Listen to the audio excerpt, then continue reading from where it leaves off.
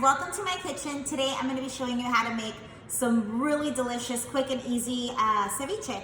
This is ceviche how I make it my way. There's many ways to make it, but one of the reasons this is a hit and a home run all the time is because you can be pregnant and still enjoy this way of preparing my ceviche, and everybody likes it. So the ingredients are going to be listed in the description box, so feel free to follow along as we prepare this together.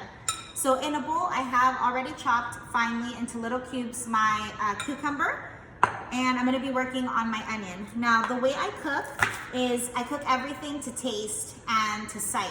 So measurements are always kind of difficult for me because I go based off of what looks nice. And if it looks like it's missing a little something, then I go ahead and add it as I go. So I started off with 1/4 of an onion, and I'm just gonna chop it.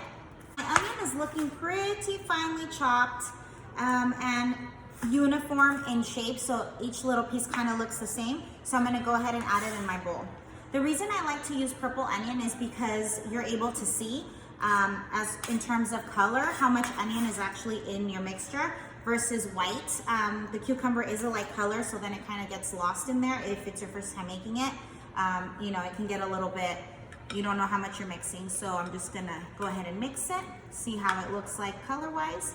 I put Chile Serrano into this ceviche. So I start off by holding the chile and making a line right down the middle, and then kind of moving it and doing another line down the middle so that it looks like I made like a little cross or a little X. And that just helps me make 4 pieces every chop. So I'm gonna finely chop it because this is gonna be my heat source. And I don't want to bite into too big of a chunk of chile.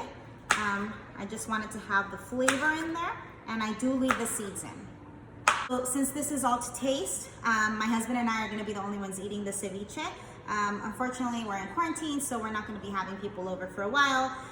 So I'm deciding to add a little bit more than half of the Chile Serrano because we do like spicy food.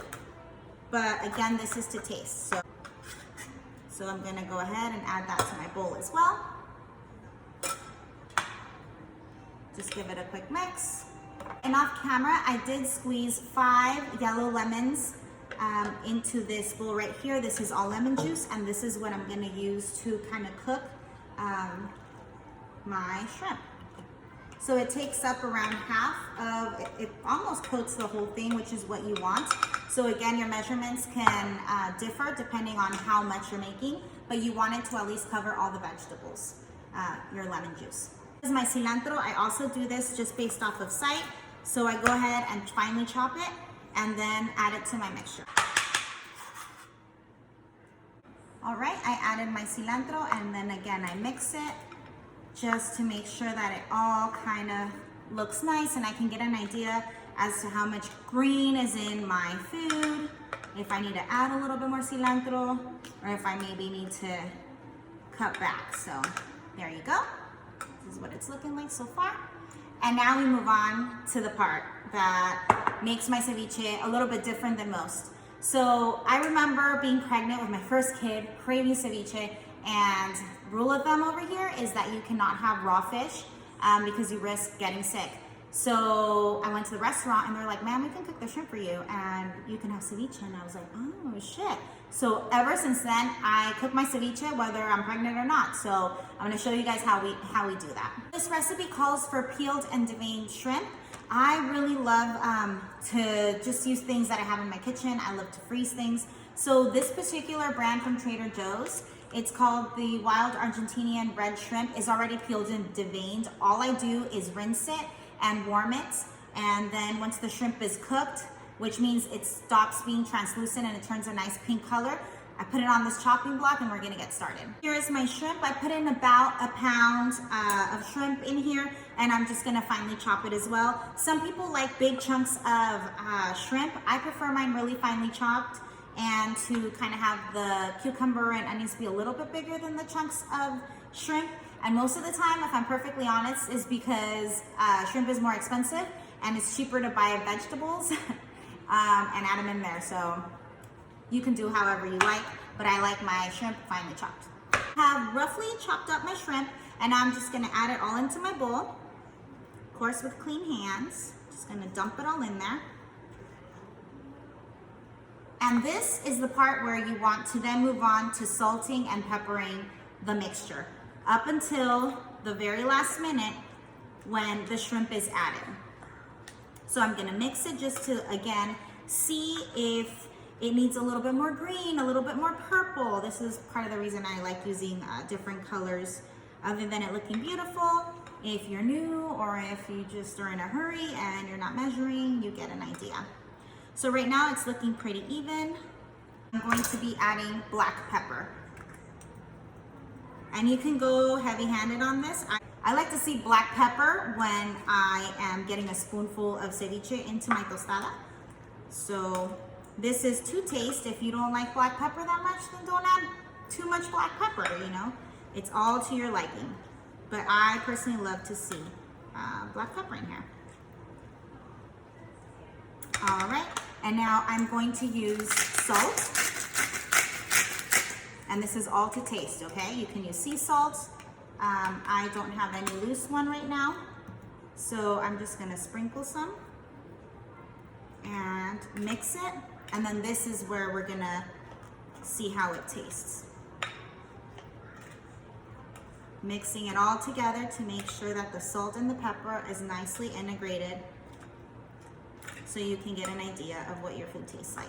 Most of the lemon juice is at the bottom, so you're gonna get your spoon. Whew, that's good. That Chile Serrano was angry. Goddamn, it was spicy. Perfect. Now, the finishing touch, the secret, not so secret, of this bomb-ass ceviche is a little bit of tequila. No, you're not gonna take a shot.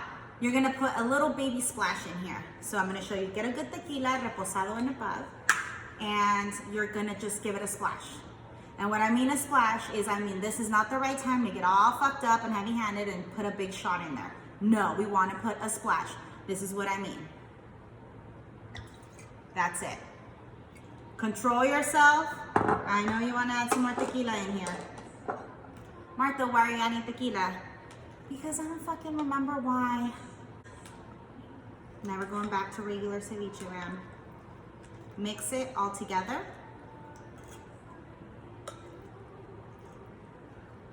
Perfect. Now you're gonna cover it. Let it cool in the fridge because remember, we cooked our shrimp. So once we rinsed our shrimp, it was still a little warm. You wanna make sure this is cold, which can take from an hour to an hour and a half to make sure that all of the juices, all the water really mixes in with all these amazing flavors, and serve it over a tostada. Like I have it pictured in the thumbnail, tostada, mayo, this right here, avocado slices, some salsa. Oh, let me show you what salsa you need in your life to pair with the ceviche, and you're good to go.